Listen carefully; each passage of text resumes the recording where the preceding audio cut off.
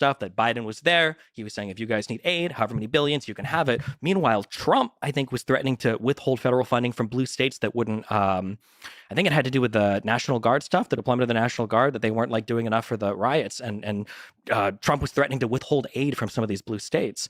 Trump is literally the most divisive person in the world. I don't see how on any metric he is ever succeeding in the divisive category. In terms of the economy, I do think it's funny that Republicans are very keen to say that, like, well, we can't really grade Trump, post-COVID, because obviously COVID messed everything up, which is fair. But pre-COVID, what did Trump do? Yeah, he did deficit spending, tax cuts. He presided over historic low interest rates and an economy that was already like blazing past the final years of Obama. We were posting all-time highs on all the stock markets in 2013 onwards. Unemployment rates were falling. Now under Biden, unemployment rates are even lower than they were. Without knowing a whole lot, I will say that this is a fair assessment, what he's about to say. And I guess I'll elaborate on it after. Under Trump. But it sucks that for Trump, we can say, well, we can't really hold him accountable for 2020. That was COVID. Well, all we have for Biden is post-COVID. We don't have any pre-COVID Biden, economy. And it was the same thing for Obama too. Well, actually, I'll correct what I said. Yeah. I think there's, the problem is yes, we're in post-COVID and it's Biden, but the issue here is like we're now in a much more normal part of the world. Maybe 2020 and 2021, you could say you can't really, you have nothing to compare. But like every other time in history over the past decade is basically now. Like he recovered the jobs, he's back to neutral. Okay, so like that, I guess therein starts the assessment, if you will. Coming in right after the housing collapse as well. And it sucks that Republicans are able to walk out of office, having burned the entire American society to the ground economically. And now we've got to try to evaluate, okay, well, what did Obama do during his first 2 to 3 to 4 years, just trying to recover from where the housing crash left it? Ark. And then we look at Biden now, who's trying to recover from COVID. And now we're grading him on a totally different scale than what Trump is being graded on. Yeah, that sucks, I think. We can comment on the foreign policy. On the foreign policy, I'm going to be honest. I am very liberal. I'm very not progressive. I'll probably come off as more hawkish than others because I'm not a big fan of this. Which also, if Ben agrees, like I think people like Trump are going to be the most dovish isolationist people ever. They don't want to do anything internationally. They just want to, protect America, be at home, protect our economy, don't do anything internationally, which is why he was constantly undermining NATO and constantly, attacking all of the European Union and, cheering on the UK for Brexiting away from the EU. I think that being said. So yeah, I was able to get YouTube back up. I just real quick just made up a new stream. So it's a different stream. It's not the same one, but it is there if you prefer YouTube over Twitch. I think that Biden has done a phenomenal job when it comes to foreign policy. I think that the coalition building was so important for Ukraine, Russia, and I'm so happy that he decided to go to our European allies and our NATO allies and try to build a coalition of people to help Ukraine so that wasn't only the United States. Personally, especially after doing a whole bunch of research, I do tend to side with Israel over Palestine in a lot of the Israeli-Palestinian conflicts. I'm glad that Biden, while remaining a staunch defender of Israel, is trying to rein in some of the more aggressive posturing towards the Palestinians in the Gaza Strip. I'm proud that Biden said, hey, listen, we're going to delay some of these attacks. Hey, listen, we are going to allow humanitarian aid here. Hey, listen, we are going to try to, not kill as many Palestinian people down there, while still, signaling that he would be a staunch supporter of Israel in the conflict, assuming the civilian casualties don't go too high. For foreign policy, blemishes. The biggest one you can give to Biden is Afghanistan and the pullout there. But man, are we going to talk about, the Inspector General report that says that one of the biggest reasons why the Afghanistan pullout was so disastrous was because of the Doha Accords, where Donald Trump headed talks that didn't even include the Afghanistan army. These were disasters. Like when Biden took office, we had 2,500 troops left in Afghanistan. I do think that some of this was calculated in that, like, I think to some degree, Trump thought he had another 4 years to do what he was supposed to do. I can't lay it completely at Biden's feet, and I can't completely lay it at Trump's feet. But I do think that there is something to be said for, a president who's like, okay, I'm doing stuff. We're not horrible. Like, yeah, people don't love me, but hell, fucking Bush got 8 years. Why can't I? So I do think that part of it is he thought he had more time to accomplish the things he wanted to accomplish in Afghanistan, but Biden, I think, was way too hasty in his pullout from Afghanistan for sure. Like, what was the options even afforded to Biden at that point? Obviously, you've got the abandonment of the Kurds in northern Syria, for the Turkish armies to lay waste to. You talk about Iran and North Korea, although I'm not sure where Ben would land on those. But yeah, that's broadly. Yeah, well, that's a lot from both. You want to pick at something where you disagree with here? Well, I mean, no, I think he did what I think he did what he could with what he had, and I think that I'm not saying it's an excuse. I'm saying that I'm sure to some degree that was the case. Is like, hey, we're trying to figure this out, and I don't know. I feel like if it was left in Trump's hands and he had the additional 4 years, our exit from Afghanistan would have been much different, because there was likely an understanding that, hey, I need to figure out like the Afghanistan army here. Like, what are we doing? Again, I'm not trying to just like dismiss him, because I think it is definitely part of his thing in poor planning. But for a guy who has no political, like real political experience, I think he's handled it as best as he could. And so I want to ask a few questions on each one of these. Yeah, sure. So let's talk about divisiveness for a second. So there's no one who can make the case that Donald Trump is not divisive. Yeah. Of course, he's incredibly divisive. It's a given. Do you treat Biden's rhetoric with the same level of seriousness that you treat Trump's rhetoric? Or I should probably put that the other way around. Should we treat Trump's rhetoric with the same level of seriousness as Joe Biden or, say, Barack Obama's rhetoric? I'm going to try to be concise when I say these. Broadly speaking, especially in studying Israel, Palestine, and Ukraine, Russia, I try not to take politicians at their word, because sometimes they just say stuff to say stuff. I understand that.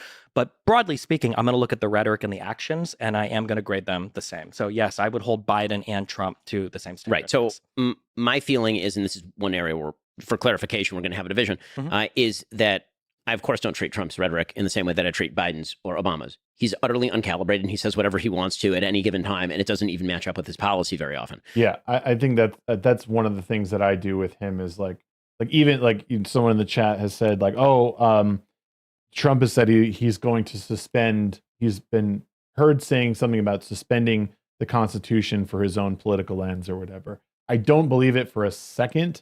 I think he's saying shit and throwing it at the wall and seeing if it sticks. It doesn't mean he should say it. It just means that if other people had said it, I think we needed to take it a little bit more seriously.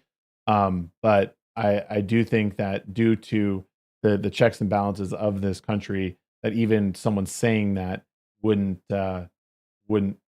actually mean it. And I don't know. I don't think that Trump is smart enough to do something like that, or smart enough to get the people bad enough to carry something like that out. Can I ask you, like, for our head of state, our chief executive, shouldn't rhetoric be arguably one of the most? Well, first of all, I'm not.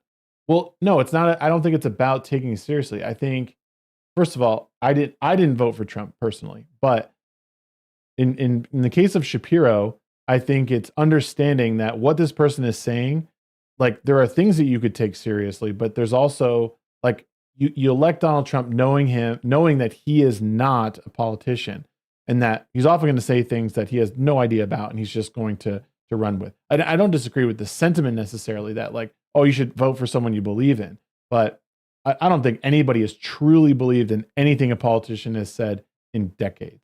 Like, or if they did, that trust was totally betrayed a few months into their presidency. But I kind of see what he's saying here.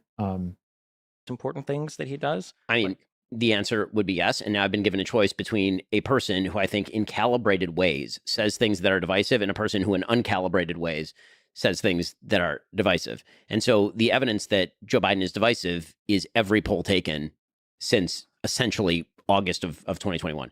He is by all available metrics, incredibly divisive. A huge percentage of Americans are deeply unhappy, not only with his performance, but don't believe he's a uniter.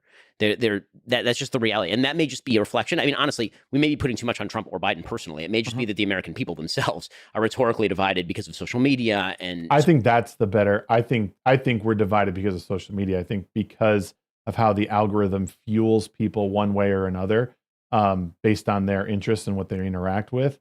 But I think that's more likely the answer. And I do believe that that Biden is divisive in a more calculated way.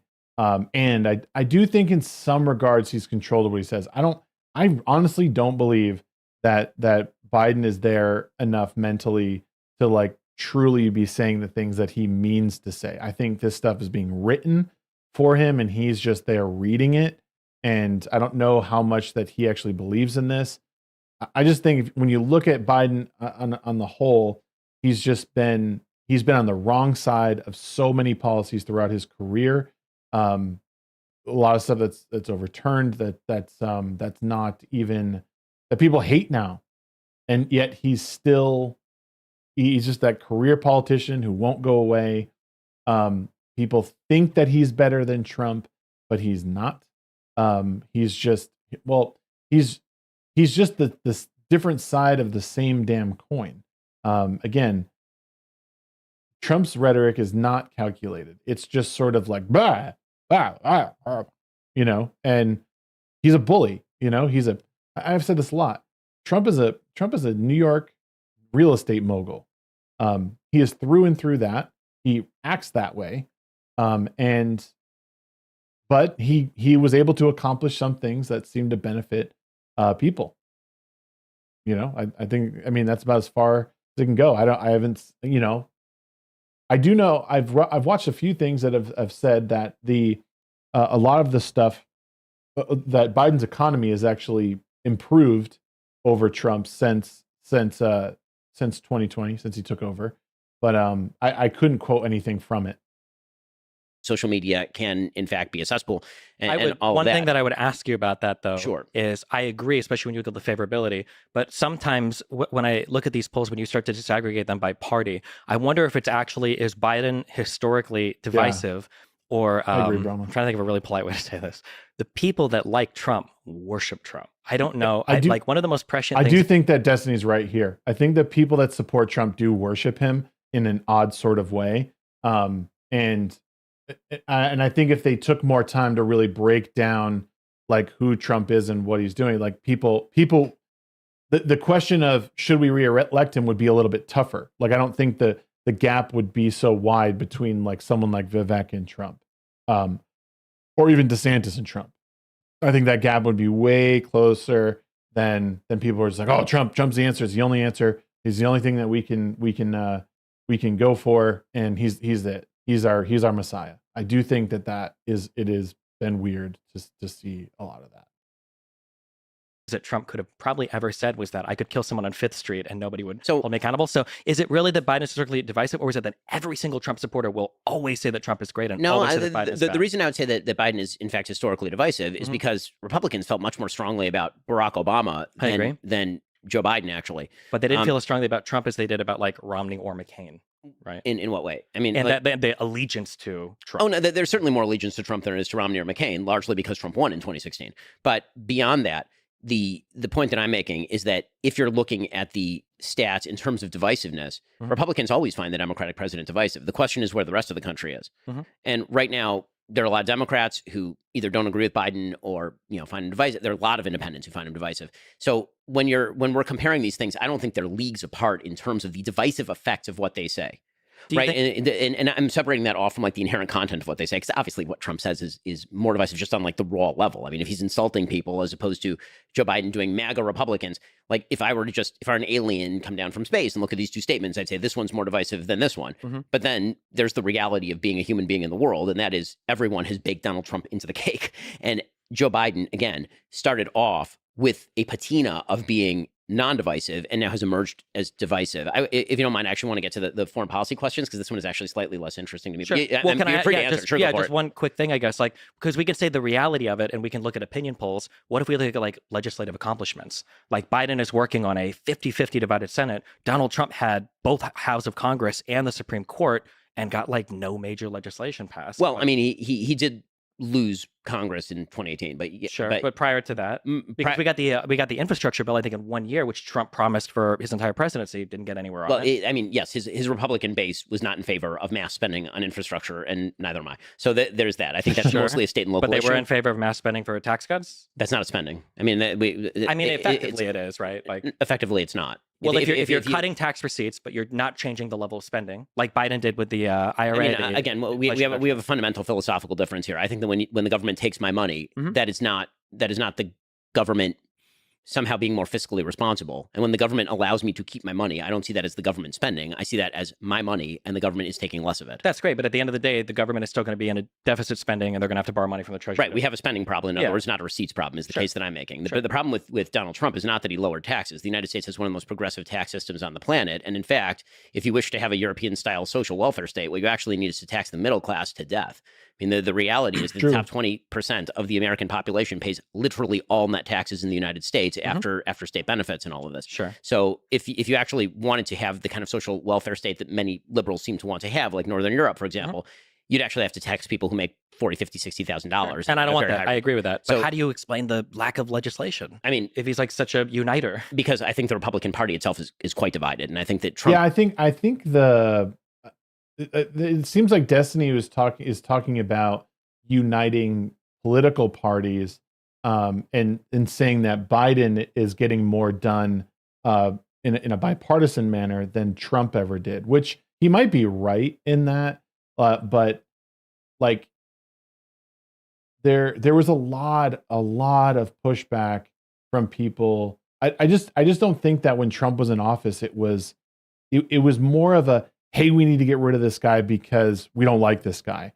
And there was such a concerted effort from especially media to paint Trump in a light that was false, like through and through.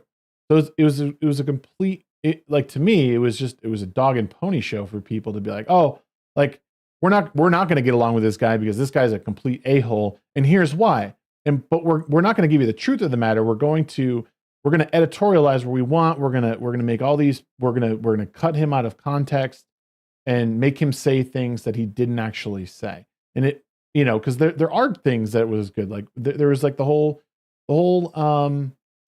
thing regarding like opportunity zones and getting more funding for HBCUs and all that stuff. Like all that stuff was still things that Trump was involved in.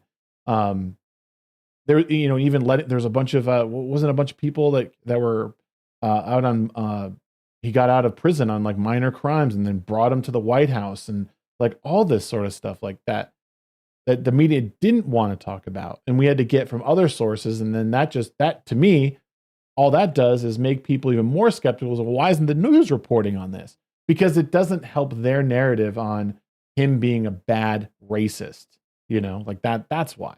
So I don't think anyone ever did him any favors in painting him as a rational person. He didn't help that at all either, which is another problem. But isn't that his job? He's the head of the Republican Party. He's the Republican president of the United States. I mean, again, I don't think that Joe Biden has passed wildly historic legislation. The infrastructure bill was the largest. Here's the problem: if you're a Republican, the only bills that you can get consensus on tend to be bills that either that let's be real about this, that are tax cuts, because as you would, I think, agree with, when it comes to polling data, Americans constantly say they want to cut the government, and then the minute you ask them which program, they have no idea what they're right. Exactly. And so it's much harder to come up with a bill to cut things than it is to come up with a bill to add things, which is why spending was out of control under Trump as well. But there are some Republicans who still don't want to spend on those things, right? So inherently, the task that this goes back to the first question. The task that Republicans think government is there to do is different than the task that Democrats think that government is there to do. So the way that the very metric of success for a Democratic president versus a Republican president, namely, for example, pieces of legislation passed. As a Republican, one of my goals is to pass nearly no legislation because I don't actually want the government involved in more areas of our life. I want to ask a couple questions on the foreign policy. Sure. Yeah. Okay. Wait. Real quick. Just so, for instance, like Donald Trump wanted to punish China, and he wanted to bring microprocessor manufacture to the United States. Biden did that with legislation, with the CHIPS Act. You talk about like spending being out of control, and I mean, I can agree with that. I think anybody that looks at the numbers has to agree with that. But why not pass legislation like the Inflation Reduction Act, which is at least like spending neutral, right? Like, why are there not bills where Donald Trump could take? Well, I mean, first of all, I think that whenever the government says something is spending neutral, well, there was like the Inflation Reduction Act was, I mean, that was very much in the vein of what we needed now, not when Trump was in office. Like, I mean, wasn't inflation at an all-time low at that point? Like, it was at a very low point. There wasn't inflation to reduce, but because because they fire hosed money at everything, at the start of COVID. Yeah, well, it only seemed natural that Biden needed to do something to mitigate that that problem. Rarely materializes that way. That is not going to be a spending neutral bill. Sure, but there's a difference between like at least they say it's spending neutral versus this is a $500 billion bill over like 10 years. I mean, right? But again, I don't see a tax cut as a matter of quote spending neutrality. The big problem is they keep spending, not that they are allowing me to keep the money that I earned and they did not earn. But okay, so then just to understand, so if somebody just did massive like reductions in tax receipts, so tax cut after tax cut after tax cut, but they didn't change spending at all, you wouldn't consider that like an increase in deficit spending or out of control spending. You would just say they're just tax cuts? No, the opposite. I would consider it a wild. I would consider it a wild overspending. Okay. Meaning so then that, was it under Trump then when he did the tax? I mean, the deficit spending, by the way, under Biden is way worse than it was under. Of course, but we're in post-COVID, right? COVID ended effectively. I mean, you live in Florida. COVID effectively ended in the state of Florida by the middle of 2021. Yeah. I mean, even if you're a vaccine fan, by like April, May of 2021, there was wide availability of vaccines, whether or not you like the vaccines. Yeah. And at that point, we were done. I agree, but like we're in a post, like how many trillions of dollars have been dumped in worldwide that are like leading to inflation, right? The inflation is like a worldwide issue right now because of the economy shutting down for a year or two. It's not like those effects are gone in 1 year, right? COVID might be gone, but the after effects of all the stimulus spending and the unemployment and everything else. The definition of inflation is too much money chasing too few goods. So pouring more money on top of that makes for more inflation. That's what it does. Sure, I agree. But like there's also the definition of when do you deficit spend is when economies are headed for recessions, right? Rather than when economies are doing really well, like they were under Trump and he was deficit spending, whereas Biden can at least make the argument that I ought to be deficit spending because the economy is heading for potential recession. Right? So here's the thing. I don't think that the economy was actually headed for recession. In fact, if you look at the economic statistics. Every economist said that it was. Okay. They're still saying that there's like a recession coming, right? Right, but that was largely because of the after effects of inflation, meaning if you inflate the economy, what you're going to end up doing is bursting a bubble. And then when that bubble bursts, you'll get a recession. I mean, that was the basic idea, right? The question was whether you're going to get a soft landing. But if you actually look at, for example, the employment statistics or the economic growth statistics in the United States, what they look like under the last year's Obama and then Trump, I mean, this is what the chart looks like, is it looks like this. And then it hits March of 2020, it goes like that. Yeah. Right. And then by like September, it bounces back up, right? It's a V-shaped recovery. And then it starts to peter out. Sure. A lot because of the American Recovery Plan, right? That Biden did as well. I mean, 4 million jobs. Yeah. No, I'm not going to attribute it to that. I'm sick of that argument. Oh, he created 4 million jobs. Did he, or did or were the jobs recovered from everyone getting kicked out of work for 2020? Like, I mean, I don't think Biden did anything except for sit in a chair and happen to be present as it happened. Because the rates of growth in job growth from September, October, November were actually very similar to the rates of job growth after Joe Biden took office. What you see is actually kind of a straight line. I mean, what the chart looks like. In any case, okay. So on the foreign policy stuff, this is getting abstruse. Finally, he steps in. But on the foreign policy stuff, so the questions that I have with regard to Biden on foreign policy, very, very simple question. Do you think that the situation in the Middle East is better now than it was under Donald Trump? Probably. That's a hard one. The factors that I'm making right now are like, obviously you've got the Israel-Palestinian war that's going on right now, which is kind of bad, but like broadly speaking, I'm not sure how much that affects the Middle East as much as like the collapse of Syria. 2013 Syrian civil war sent millions of immigrants throughout all of Europe. Which was under I'll admit that I don't know much about the Syrian civil war. It's something that I would like to look into more. So my commentary on this is very, very low. Which was under Obama and continued Right. under Trump. Trump didn't do anything to alleviate any of the Syrian civil war. Why did Syria end up as a preserve of Russia again? How did Syria end up as a preserve of Russia? Yes. Why did it end up being essentially a client state of Russia? I know that Putin enjoys access to the ports down there. I don't know. The reason is because Barack Obama suggested that there was a red line that would be drawn in the face of chemical weapons use. Bashar Assad then used chemical weapons in Syria, and Barack Obama was unwilling to then essentially create consequences for Syria in the form of any sort of Western strike. I do remember And so instead he outsourced it to Russia. This is 2013, 2014. Sure. Right? Do you think there might have been some hesitancy after seeing how Libya ended up that maybe us intervening? Who was president during Libya? Obama. Yeah, Sure, but what does that have to do with anything? Though? I'm just saying, there might have been a mistake learned. The point that I'm making is that actually the Middle East, just historically speaking, was historically good under Donald Trump. It's very difficult to make the case that either before or after Trump were better than during Donald Trump. Syrian, I don't think that Trump contributed to the Syrian situation in improving much. I think he did wreck ISIS, which was in the. ISIS had been getting wrecked by the Kurds in Iraq, by every single person, by Assad's army, by Putin, by Turkey. Literally everybody was fighting against ISIS at that point. Well, I think, but the thing is, Bonzo, people behaved for 4 years, so Trump must be praiseworthy. There's something to be said for a president not starting shit within those years, and then suddenly, when we have a new administration come in, we have a boiling point for multiple conflicts. Was the stuff in Israel and Palestine going? Maybe all this stuff was stewing during his presidency. I don't know, man. I do think that I think there is something to be said for how a lot of these wars get started. The question becomes, if Trump were president if Trump were president now, would Putin have done what he did in Ukraine? Would Palestine or would Gaza would they have done what they did in Israel? That to me becomes the question, and it's a hard one to answer because we don't have a way to get to that timeline. It doesn't. There's no way. You can only. But I don't know. No one did anything while he was in office. I don't know what that says. There's a spike in violence, and then the Trump. You get credit for when you're president, presumably. Things got better with ISIS under Trump. Yeah, they did. Things got worse with ISIS under Obama. For sure. He called them the JV squad. Sure. And then they became not the JV squad. Yeah, but I don't know if ISIS is originating in Syria and Baghdadi, and all of the growth of that is necessarily Obama's fault. I know that we like to say that Obama created ISIS. I don't know if you say that, but I've heard that saying a lot. I think that's a little bit simplistic.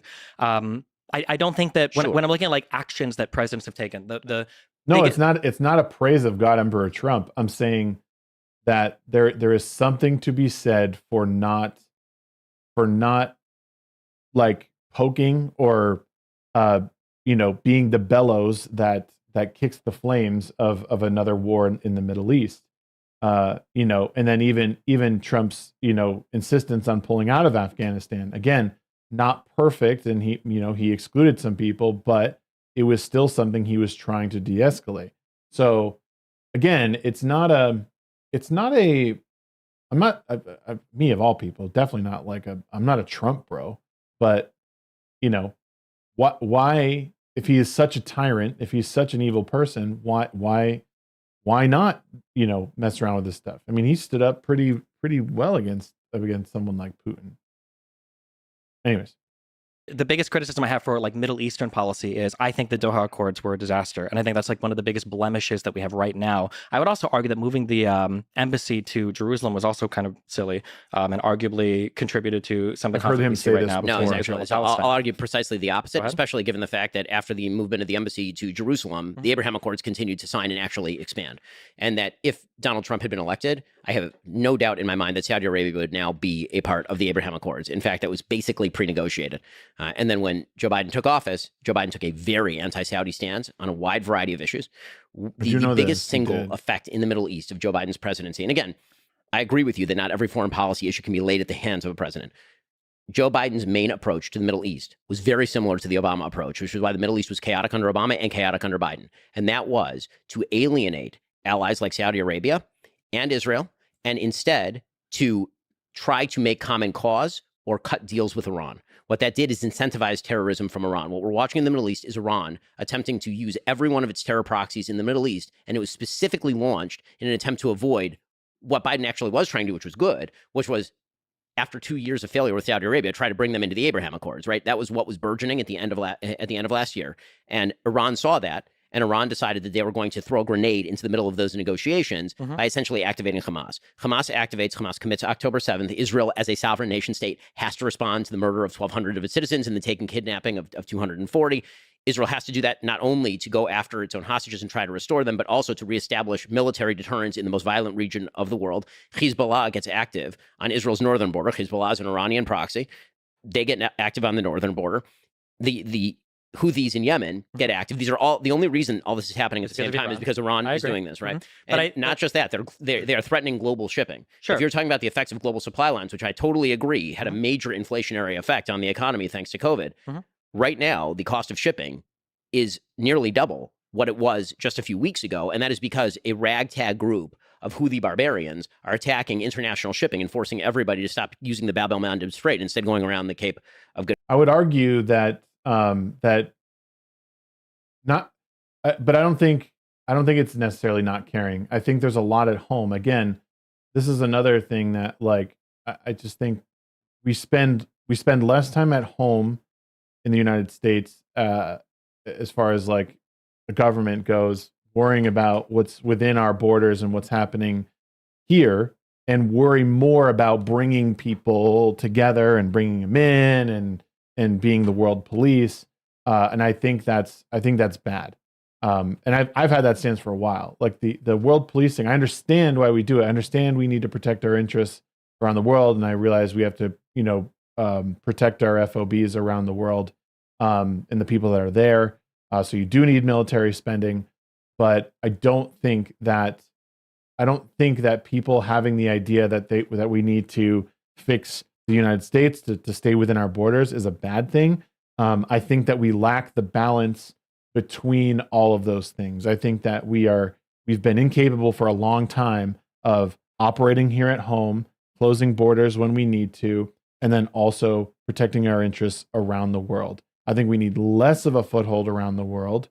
I think we can still be a part of a global economy and not feel like we have our foot in the door, constantly being like, nope, I still need to be here. Again, it's not something that's going to be, it's not something that's sustainable in the long run, as we've seen, especially as we keep our hands in the proverbial cookie jar with these wars that we seem to be involved in. Good hope in Africa. All of that is the result of the fact that Joe Biden reoriented the United States in the very early days in favor of a more pro-Iranian stance. He appointed Robert Malley to negotiate the Iran deal, who, as it turns out, was using proxies. Many of his aides were actually taking money from Iran. The Biden administration, literally one of their first acts was to delist the Houthis as a terror organization and end sanctions. Really? The Houthis, who are now like attacking like ships and stuff? They delisted them is that something like that to me is a little sus. That's a little suspicious. Like the Houthis are, I mean, I don't know, man. That's suspicious. And that, to me, if that's something that's not looked at, maybe it's just because, hey, they haven't done anything for so long, so like, oh, there's no need to. But the coincidences are a little too much against the Houthis. These are all moves that Biden made very early on. They were disastrous moves. But when it comes to domestic policy, I think he hasn't been nearly as damaging on domestic policy as he has been on foreign policy. Sure. So just on a couple of Middle Eastern things. So one of the big things that threw the Middle East into disaster was, what we are all traumatized by it now, was the Iraq invasion, which happened under a Republican president. Sure. You agree with that, right? Sure. Yes. The deposition of Saddam Hussein and everything that followed after probably contributed more to the growth of ISIS and the destabilization of that entire region, probably more than anything else. I think that prior to Bush, for Clinton, and even at the beginning of Bush's presidency, we were on some kind of road to normalcy with Iran, which I think has to happen, whether we like them or not, until Bush, for whatever reason, decides to throw Iran into the axis of evil. I need some evidence that we were on a road to normalcy with Iran in the 1990s. We do in the, wait, what? That we were on a road to normalcy with Iran in the 1990s. 1 second, guys. I'll be right back.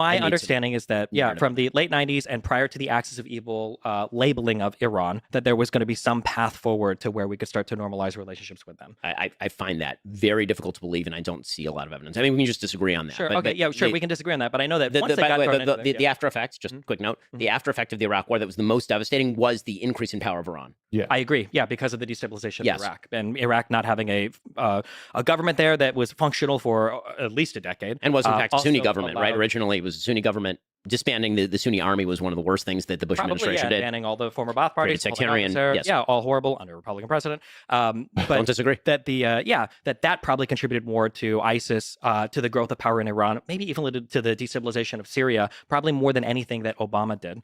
Also, when we look at Iran funding people in the region, I don't disagree with that as well. I think Iran is the #1 instigator of bad guy things right now in the Middle East. Iran, the IRGC, I supported when Donald Trump killed Soleimani. I think that was a great thing. I think that Iran is a major problem. However, I don't know if the path forward is constantly being a belligerent to Iran or trying to figure out some road to normalcy. I don't know if the collapse of Iran or the destruction of that country, considering how unpopular the Ayatollah even is there, like the citizens of Iran, I don't think are big supporters of the government there.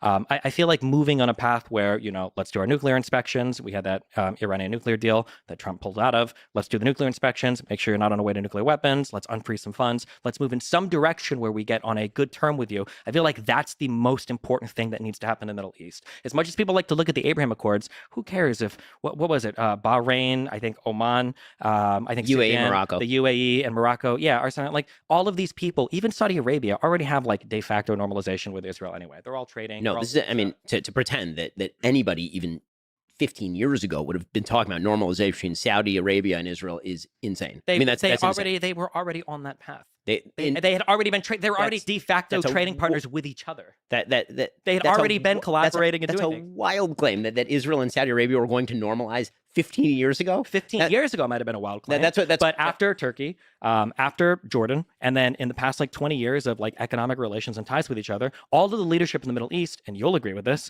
look at Israel and they go, okay, well, we've got Palestinians who, God bless them, do nothing, and then you've got Israel, which is on a region with no natural resources to somehow become like an economic giant. They're good to trade with. Their population is educated. They have military power. All of the leadership in these Middle Eastern countries are wanting to be friendly with Israel and are engaging in trade de facto with Israel. And the idea that the UAE and Bahrain were brought in to say oh well, now we're going to officially say this. Those were the first steps toward obviously the formation of a new Middle East in which economics would predominate over sectarian conflict. The chief obstacle to that is Iran. I agree. The notion that negotiations with the Ayatollah were going to be a solution to any of this is, but do we think absolutely benighted? It's a difficult thing to follow because it becomes a chicken or the egg. That's the game that's being played. It's well, whose responsibility was it? Was it Trump's fault? Was it Biden? Who contributed to the destabilization of the Middle East? Whose feet can we lay this at to best connect it to the person I dislike the most? that's like kind of what's happening here. And I'm not going to disagree. I think Iran and how much power it has and influence it has destabilized a lot of these areas.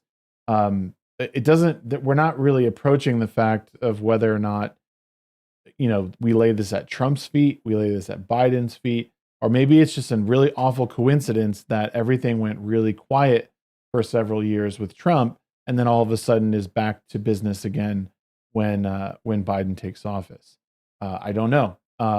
This is one of those things I need to research a little bit more. Is it the Abraham Accords that's convincing Saudi Arabia to take a stance against Iran? No, I mean, Saudi Arabia. They're already fighting. They're already fighting with each other, right? Like, no, I don't think the Abraham Accords moved us any closer towards any type of real peace in the region. No, the point what has to happen is something has to happen with Iran. There has to be some diplomatic bilateral communication there. No, what has to happen is the containment of Iran, which was what was what was taking place with the increased normalization with the Sunni Arab world and Israel, combined with significant economic sanctions. The notion that there's this far-fetched notion in foreign policy circles that diplomacy can sort of be wish cast out of thin air. That if you sit around a table, that you can always come to an agreement with somebody. The Ayatollahs do not have common interests with the United States.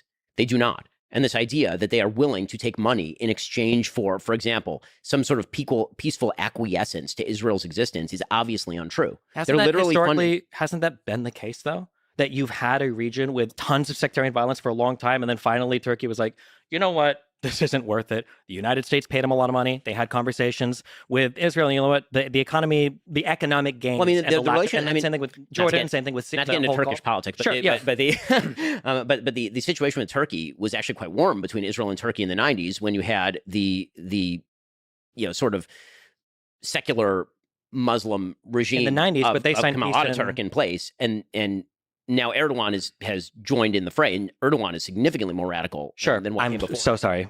If I said Turkey, I meant Egypt. My bad. Yeah. Okay. So Egypt. Yeah. Right. So like, in terms of like Egypt and Jordan, right, were the first two. You need big ones. So here's the thing. Is it possible that you could theoretically come to a deal with Iran only with a new leadership crew? Okay. This is true for every peace agreement in the region. You could not. Israel could not have made peace with. Well, they made peace with Egypt, and Sadat was the leader for Yom Kippur, right? He did not make peace with Nasser. Right. Sure. The point is that this is a different regime. You need a different regime. But I'm saying the same regime that did the part of the Yom Kippur War was the same regime that negotiated peace with Israel. I mean, that's true. It is also true that is a relationship that could be cultivated specifically because it was Sadat who made clear he was going to come to the table. Have the Iranians ever made clear that they would come to the table over, for example, the existence of the state of Israel? No. Right. That is not a thing that's going to happen. Right. Good but point. I think people probably felt the same. Every single one of their proxy groups, every one of them, not only calls for the destruction of the state of Israel, they also call for the destruction of America. I mean, this is literally the Houthi slogan. They're busy hitting ships, and their slogan is literally Allahu Akbar, death to America, death to the Jews, death to Israel. It doesn't fit on a bumper sticker, and it's not all that catchy, but that is in fact their slogan. The notion that the regime that propagates that is going to be approached with diplomacy is not only wrong. The problem is that it's easy to say that the stakes of diplomacy are okay. Well, so we try to talk, right? Jaw is better than war. Sure. The only problem is that in the Middle East, weakness is taken as a sign that aggression might be an appropriate response. Yeah. That is how things work in the Middle East. That is something that I noticed. That that Joe Biden came into office with an orientation toward continuing the Obama policies in Iran has led to conflagrations, these sort of brush fires breaking out everywhere that Iran has borders with either the West or Israel or both, right? Any place that's happening is leading to brush fires because, again, the logic of violence in the Middle East is not quite the logic of violence in other places in the world. By the way, I think the logic of violence in the Middle East is actually closer to what most international politics looks like than we wish that it were. I mean, I think that's part of what's happening in Ukraine as well. So you think which brings me, by the way, here's my question about Ukraine. Sure. Well, just real quick, and then you can answer this one now. So you think that for Iran, right, a country that has been sanctioned for God knows how many years now, you think that for Iran, just continuing to sanction them and contain them is more effective than trying to engage them in bilateral or multilateral peace talks? Yes, 100%. Okay. And the proof is in the pudding. Before we go to Ukraine, can I ask about Israel? So you're both mostly in agreement. But what is Israel? I don't know about to say that. But. Okay, but as I'm learning, what is Israel doing right? What is Israel doing wrong in this very specific current war in Gaza? I I mean, frankly, I think that what Israel's doing wrong is if I were Israel, okay, like again, America's interests are not coincident with Israel's interests. If I were an Israeli leader, I would have swiveled up and out and knocked the bleep out of Hezbollah early. What does that mean? What does that mean? So I would have. Yoav Gallant, who's the defense minister of Israel, was encouraging Netanyahu, who's the prime minister, and the war cabinet, including Benny Gantz. So whenever people talk about the Netanyahu government, that's not what's in place right now. There's a unity war government in place that includes the political opposition. This is something. The reason I point that out is because there are a lot of people politically who will suggest that the actions Israel is. This is something I'm really interested in learning too. Again, the particulars on Israel and Gaza, I'm not particularly familiar with. I've spoken with a few people about it. So how Ben's describing it, I'll take him at his word, because this is really the more in depth that I've kind of gotten into this. And I've spoken with a couple of friends about, the war and government in Israel. So I'm learning on this stuff as I go, because I've never been one that enjoyed foreign policy and how we interact with the rest of the world. Been more of an armchair person, armchair commentator on it my entire life, which is one of the reasons I've been like going through like stuff like this, is because like I'll take these guys at their word and where kind of see how they're commenting on it and where things line up. But yeah, I'm doing a lot of listening and hearing what's being said and kind of navigating the space as well. Currently taking are somehow the manifestation of a right-wing government. Israel currently does not have a quote-unquote right-wing government. They have a unity government that includes the opposition. In any case, Yoav Gallant was urging in the very early days of the war that Israel should turn north. And so I basically take that as there's people on both sides of this. There's a unity government. So it's not just right-wing, but there's right-wing, there's left-wing. It's sort of a blend of both of them. Hamas, they should actually take the opportunity to knock Hezbollah out, because Hezbollah is significantly more dangerous to the existence of the state of Israel than Hamas. I actually agree with that. As far as what Israel has been doing wrong in the actual war, I mean, I think that, again, from an American perspective, I think that Israel is doing pretty well. From an Israeli perspective, if I were Israeli, I would actually want Israel to be less loose about sending its soldiers in on the ground level. So Israel's attempting to minimize civilian casualties, and the cost of that has been the highest. That's interesting, because my comment on this is that if I'm looking at like mainstream news and how they're framing this as if the Israelis are being very cavalier about their strikes in Gaza and all that, and how they're doing nothing to minimize civilian casualties or anything like that. So hearing Ben describe it this way is interesting, because I've heard the exact opposite. Military death toll that Israel has had since the 1973 Yom Kippur War. I mean, I personally know, through 1 degree of separation, 3 separate people have been killed in Gaza, and that's because they're going in door to door. It's because they're attempting to minimize civilian casualties, and they're losing a lot of guys in this particular war. The problem that Israel has had, historically speaking, is that Israel got very complacent about its own security situation. They believed the technology was going to somehow correct for the hatred on the other side of the wall. So our people have to live underground for 2 weeks at a time while some rockets fall, but at least it's not a war. And that complacence, bred what happened on October 7th. So to me, what Israel did wrong was years and years and years of complacence and belief in an Oslo system that is right. So this is another thing that I've heard, is that Israel sat on their heels for a long time, and that they had likely kind of brought this on themselves for opening their borders a little bit too much. Again, funny enough, a good poster regarding border security here.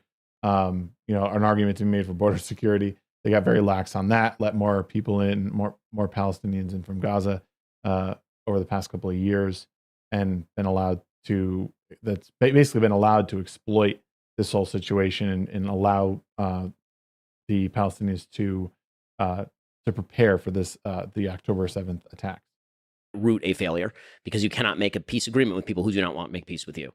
So that's what I think Israel is doing wrong. I have a feeling there's going to be wide divergence. Yeah, I think that's important. It doesn't, like, whether it's Iran, Gaza, the Palestinians, or whatever. Like these people don't want to make a peace agreement, so that's why just like waiting for one is not the effective strategy here. Maybe. So in terms of broadly speaking, I generally oppose settlement expansion. Is a thing that Israel does incorrectly that I think is kind of like provocative to at least all the Palestinians in the West Bank, and it probably energizes hatred in the Gaza Strip for them as well. In terms of conducting warfare, the one thing that I always say to everybody, especially Americans, is you can't evaluate things from an American perspective. It's very stupid. It happened a lot with Ukraine, where people are like, oh, well, didn't they work with the Nazis and like weren't the Soviets the good guys? And it's like, well, in other parts of the world, it's not quite as simple.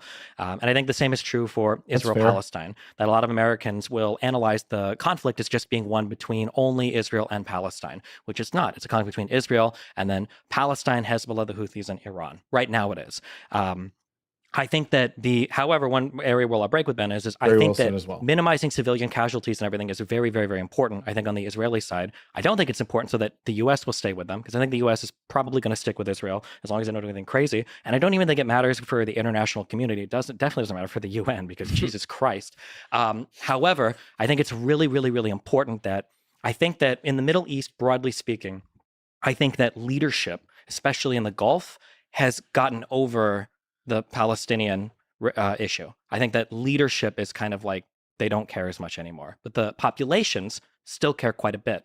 And I think that the main issue that Israel could run into is if the civilian death toll does climb too high, and if they start to hit this 40, 50, 60,000 number of civilian casualties, they run the risk of the civilian populations in the surrounding Middle Eastern states becoming so antagonistic towards Israel that they start to take steps back towards normalization in the region. So for instance, I know that Bahrain, I think, already pulled out their ambassador. I can agree with that too. I think Israel does have to be very careful with how it continues forward, and if its civilian casualties do get too high, it will have a reverse effect on everything. Well, my guess is going to be it's temporary. I know that on the public speaking side, you've got a lot of people condemning Israel for the attacks. And on the private side, you've got people telling Israel, please kill all of Hamas because this is untenable and nobody wants to work in this situation.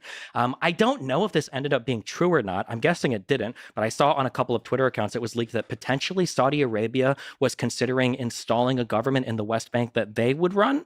No, I mean, I think Israel would love nothing better than that, but that is not something the Saudis. Okay. One of the big problems in the Middle East is literally no one wants to preside over the Palestinians. Yes. No one. So the Arab states, Israel, no one. Yeah. So I think the issue is, and I'm largely actually, I'm very sympathetic towards the Palestinians, because I think that for, since 48 and onwards, I think that all of the Arab states super gassed them up on that. They wanted the Palestinians to fight because they wanted to fight with Israel. However, as time has gone on and they've realized that it's kind of a lost cause, states have started to drop out. So you're getting these bilateral peace treaties with Egypt and with Jordan. You're getting multilateral agreements like the Abraham Accords. And now the Palestinians are looking around and like, okay, well, you guys told us to fight all this time, and now the only people that we have supporting us are Iranian proxies. Yeah. So the Palestinians are in a very weird spot where they've like lost all their support.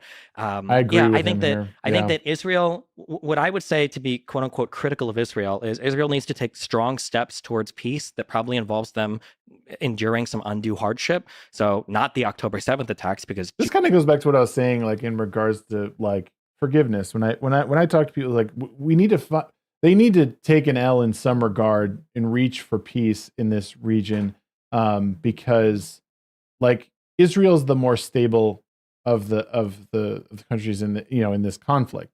They need to find a way to reach peace, so no one dies anymore. But like the Palestinians aren't going to be the ones to do it for the reasons that we stated before. Is that they have no incentive to right now, other than I guess to protect the interests of the civilians. But the leadership involves, whether it's Iran or their proxies or the Palestinians, they're not going to be the ones to come to the table for a peace agreement. So Israel needs to find a way to take that L and move its people forward and help the Palestinians out. I mean, that's kind of from the little that I know on this, and as I've read, like that to me seems the most logical thing. Jesus, that's way too much. But, other types of, attacks that they might have to deal with that might cause some civilians to die that they don't come out over the top with and retaliate with, if there's ever going to be peace in that region. However, another thing that I've always said is a huge problem between Israel and Palestine is I think that both sides think that if they continue to fight, it will be good for them. Yeah. But the problem is one side is delusional. Yeah. I think Israel wants to continue to fight because they get justifications for the annexation of the Golan Heights. They get justifications for expansions, especially into Area C, that I think they're probably going to try to annex soon. They get justifications for the increased military posturing towards the Gaza Strip and the embargoes. Right. And Israel is right that if the conflict continues, really the situation only improves for Israel over time. This is But true. the Palestinians also all believe that if they keep fighting, they thought this since 2000 under Arafat, that if they just keep fighting, they'll get better gains too, but that's not the case. Is there a difference between Palestinian citizens and the leadership when you say that? I love all people. I love all. This is a good little part that I enjoyed, and that I don't think I realized, and I think it's an important. I think it's an important, like, I think it's an important thing that people should listen to, because I don't know if people know. I don't know if this is going to work. Nope, it doesn't look great. All people around the world. And I think that when we analyze issues, I think that we have to be very honest with what the people on the ground think. And the idea that Hamas is just this one-off thing in the Gaza Strip is not only incorrect with the situation on the ground, it's also incredibly ahistorical. And the idea that like the Palestinians in the West Bank, of which I believe the most recent polling shows, I want to say 75 to 80% support the October 7th attacks. That's insane, by the way. So people say like, oh, free Palestine, all this stuff. Like, be careful, because these people despise Israel. And I don't know where exactly the polling comes from, but Ben agrees with them here with what Destiny just said. They are sympathizing with Hamas in the West Bank. He's talking about the West Bank now. Palestinians in general want to fight in violent conflict with Israel. That's Right. not just the position of the government. That's not just people. There's a reason why Abbas doesn't want to do elections in the West Bank. And it's because the Palestinian people really do want to fight with Israel. But to combat that problem is like, you have to get the UN on board. We've got to do an actual addressing of the Palestinian refugee problem, which is handled like a joke right now. Iran has to be brought to the table in terms of negotiations. There has to be huge efforts made to economically revitalize these like Palestinian areas, even though they're one of the highest recipients of aid in the world.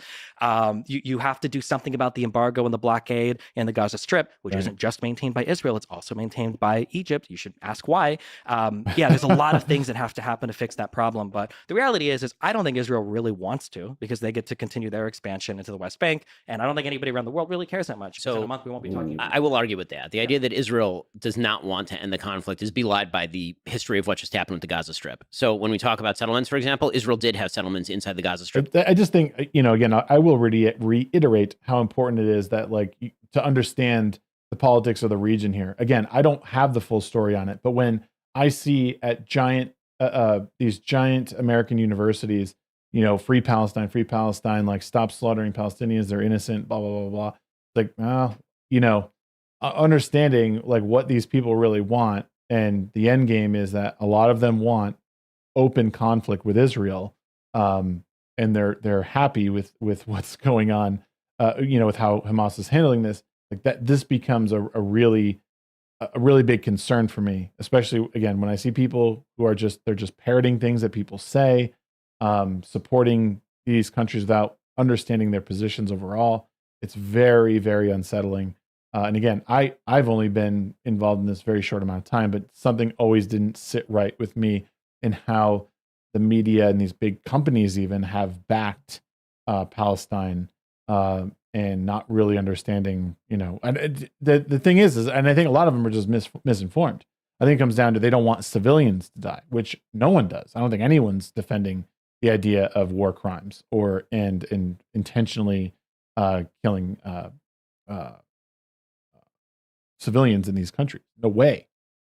But I think just blindly saying free Palestine or we're against Israel, it's very, very ignorant, and it can essentially do more harm than good in the long run as people try to mobilize others against one side or the other.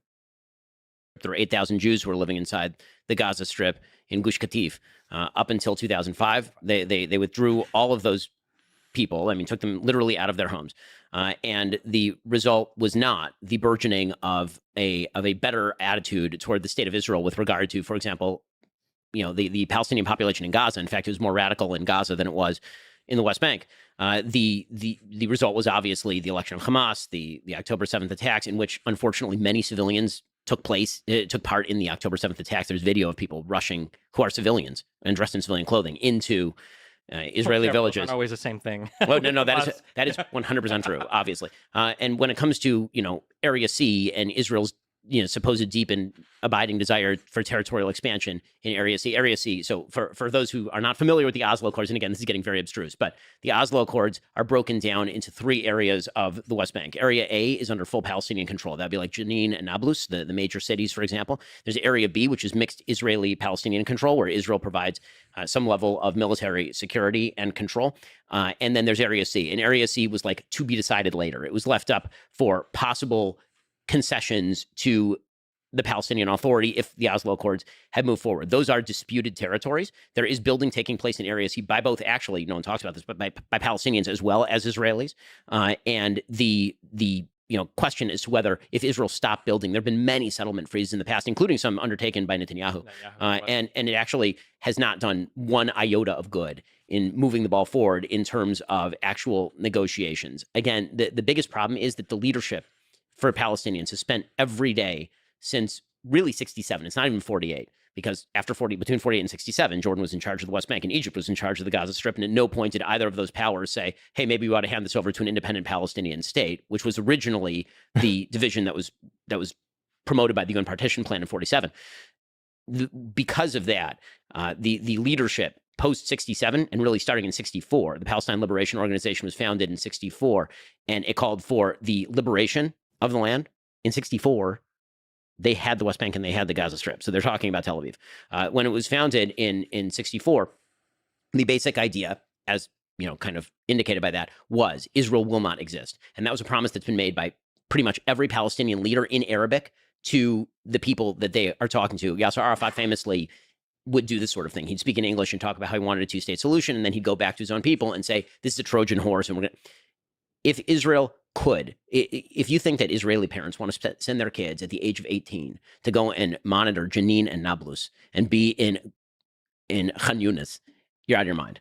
You're out of your mind. Israelis do not want that. In fact, Israelis didn't want that so much that they allowed rockets to fall in their cities for full-on 18 years in order to avoid sending soldiers en masse back into the Gaza Strip. True, but I think Israel does want to continue to expand settlements into the West Bank, right? They want to continue to build. They want to have all of Jerusalem, East Jerusalem as well. Well, I mean, East Jerusalem has already been annexed. So East Jerusalem is, according to Israel, a part of Israel. That's not a settlement. Sure. Okay, so there's that. With regard to, does Israel have an interest in expanding settlements in the West Bank? Why would they not until there's a peace partner? Sure, that's what I mean. But I'm saying as long as the conflict continues, because even when you talk about but your suggestion is that they're incentivizing the conflict to continue so they can grab more land. Well, no, let me be very clear. I don't think there's like a plan. So some people say, for instance, they'll take that one quote from Netanyahu and they'll try to say that he was funding the people in the Gaza Strip by allowing Qatari money to come in, even though he was actually speaking in opposition to Abbas, allowing the Gaza Strip to fall for Netanyahu to clear it out for him and they give it back, et cetera, et cetera. I'm not claiming those theories. I'm just saying that I think that Israel would take a relatively neutral stance towards conflict enduring, because as long as the conflict endures and as long as the settlements can expand, I think that ultimately benefits Israel. I think there would be let's put it this way. If suddenly there arose among the Palestinians a deep and abiding desire for peace, approved by a vast majority of the population with serious security guarantees, I think you'd be very hard-pressed to find Israelis who would not be willing to at least consider that in return for not expanding bathrooms in Efrat. I would have agreed with you on October 6th. I think we're probably a year or two away from that right now. But the point I'm making is that Israelis now realize that the entire peace process was a sham, meaning the people who are on the other side of the table were using it as a Trojan horse in the first place. Yes, exactly. The death of Oslo is not the death of Israeli hopefulness. It's the death of the illusion that on the other side of the table was anyone worth bargaining with. That's what's happening. Right. And that's why you have this sort of insane disconnect right now between the United States and the Israeli government. Again, it's a unity government. No one in Israel is talking about making concessions to the Palestinian Authority for a wide variety of reasons, including the fact that Mahmoud Abbas's Fatah continues to pay actual families of terrorists who kill Jews. Sure, the Martyr Fund, yeah. Right, and which is from the moderate West Bank. Right, exactly. Yeah. That's that. So, again, the taste in Israel for it's this. All really, there's a whole bunch of information that that people don't realize. And I think this is why I think, again, this is a really important conversation to listen to, because it's two minds, one liberal, one conservative, both are thought to be on the extremes of their party, are they're not 100% in agreement, but they understand each other and they understand what's going on in this conflict. And it's really important to listen to what they are saying.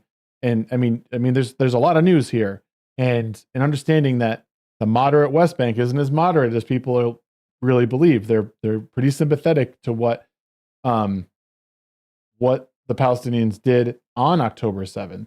And again, that Israelis are realizing that the original peace talks themselves were just this big giant sham, and obviously a Trojan horse for what would come later. So this is why I'm showing this, and why I want people to sort of, is why I want people to understand like what's going on, and why it's important to listen to people you don't otherwise like normally listen to, because there is some information to be gathered. You don't have to like everything about Destiny, but what the information he's sharing might be important. You don't have to like Ben Shapiro, but his insight into this conflict in other areas and other politics might help you understand his position and the position of other conservatives. Even the people who are the Chilonim, right? Those are the most secular people in Israel, which was, by the way, the place that was attacked on October 7th. I mean, what people should understand is that October 7th was not an attack against settlements in the West Bank. It was an attack on peace villages that were essentially disarmed. And many of these people who were killed were peace activists who were literally trying to work with people in Gaza to get them jobs. I mean, it's just... That's even more insane. That's so... Again, another really, really important part of this is like, these were people that were trying to bridge the gap between Israel and Gaza. And Gazans were being brought into, and Palestinians were being brought into Israel to have jobs, to hold jobs, and make money, be a part of the economy, support their families. Much at the behest of the people who were taken hostage or harmed, maimed, killed during this attack. And I mean it's awful. It's like one of the most evil things you can do. Why you've had this ground shift in Israel. The next 20 years in Israel is going to be about security and economic development, period, end of story. Everything else goes second, third place. And I will say, I agree essentially with everything you're saying. Not to loop back on another topic, but this is one of the reasons then why I was so critical. I don't want to say critical, but like kind of nonchalant about the Abraham Accords, because they didn't address anything with the Palestinians whatsoever. They brought in countries that weren't super relevant to the conflict. They didn't bring in Qatar, which is where a lot of the money and support for the Gaza Strip comes from. They didn't involve Iran at all. They involved bilateral. No, but it totally changed the mentality. And this is why what I'm seeing right now, this is why, listen, I think that Biden has done better than I certainly expected him to do in terms of support for Israel. Like Obama was way less supportive of Israel than Biden by every metric. Credit where it's due. With that said, the rhetoric that he's been using recently and that Blinken have been using recently about Israel needs to make painful concessions for peace, recentering this issue at the center of relations in the Middle East is doomed to failure. The magic is a strong word. The benefit of the Abraham Accords was proof of what you're saying, which is true, which is that all of these surrounding countries in reality have abandoned the idea that there's a centrality to the Palestinian-Israeli conflict. That is not the central conflict in the Middle East. And by the way, one of the reasons it's not the central conflict in the Middle East is because actually, ironically, because of the rise of Iran, right? It's Sunni states that are largely signing up with Israel because they're realizing they need some sort of counterweight to a burgeoning nuclear power in Iran. Can we talk about Ukraine? Sure. You have a disagreement with you with I do want to pause there. We're like literally exactly halfway through this debate, and I think there's a lot of good stuff ahead. I think that the next couple of topics are a little bit more rapid. These first four were pretty long and drawn out. I want to come back to them, and I want to give also people a chance to really look at this video in its entirety itself. Like, this is it's a long interview, a long debate, but it's worth every bit of your viewing. It'll, I think, in some ways show you how you could possibly bridge the gap with someone that's not politically aligned with you. That's why I'm going through this, to also just to give you my commentary on this stuff, because again, I have feelings about it, about certain issues. The Russia-Ukraine thing is probably, again, another one that don't have as much to say on, but January 6th, and then stuff regarding Trump is something that that I'm a little bit more in tune with, that I'm looking forward to getting into with everybody. I apologize for there was at one point during this on YouTube, the stream cut out, my internet failed. And then, so part of this is the discussion is missing, and I apologize for that. Hopefully the next time that we do this, we'll sit down and have another an hour and a half or so that's uninterrupted, and we can kind of get through this last little bit. Again, I would sit here longer. I have some stuff I have to take care of, but I do want to thank you guys for giving me your time and listening to the first half of this debate. I look forward to closing it out with you either later today or possibly tomorrow. But please enjoy your weekend if I don't get a chance to see you. Thank you, everyone who watched and stopped in, took your notes. Those people who are in chat and commented. I'm very thankful for you. Appreciate it. Make sure you like the stream on your way out. Give us a thumbs up. If you're watching this after the fact, please consider leaving a comment on something that you are passionate about regarding these two and the topics that have been brought up, whether it's education, Trump versus Biden, foreign policy, Israel, Palestine, or even your ideas on what a conservative is versus what a liberal is. I would also recommend anyone who's in chat now, if you are not a part of the Discord, please consider joining the Discord. There is a link that I will put in chat and also in the description where you can join me for more discussions. I'm very active in my Discord recently. There's some people who are sharing memes. They are talking. We are having a little bit more in-depth conversations regarding stuff in the political commentary sphere, and then also games. If you like to play video games, I like playing video games too. So join me on the discussion. We are going to be finishing this up either later tonight or tomorrow. I appreciate you guys for being part of this conversation. See you guys next time.